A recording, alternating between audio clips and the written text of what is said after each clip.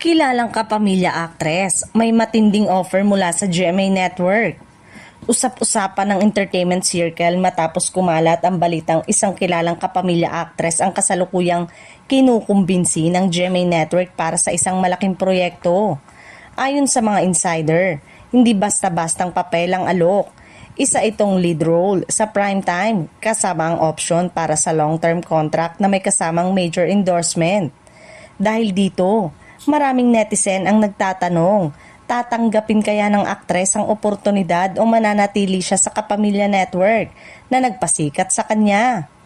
Hindi lingid sa kaalaman ng showbiz fans na si aktres ay ilang taon nang loyal sa ABS-CBN at isa sa mga itinuturing na prime stars ng network. Kilala siya sa kanyang versatility, husay sa drama at pagiging consistent sa mga top rating project. Kaya naman, ikinagulat ng marami ang balitang bukas na bukas daw ang GMA para sa kanya at willing magbigay ng VIP treatment para lang mapasama siya sa kanilang lineup para sa 2026 programming. Ayon sa source, nagkaroon na raw ng initial meeting ang kampo ng aktres at ang executive team ng Kapuso Network. Dito raw ipinakita sa kanya ang magiging direksyon ng proyekto, pati na ang mga magiging kapareha niya na pawang bigatin at award-winning actors. Bagamat hindi pa lumalabas ang mga detalye, sinasabing swak na swak ang karakter sa personal preference at acting style ng aktres dahilan, kaya hindi raw agad tinanggihan ang offer. Sa kabilang banda, hindi naman nakaupo lang ang Kapamilya Network.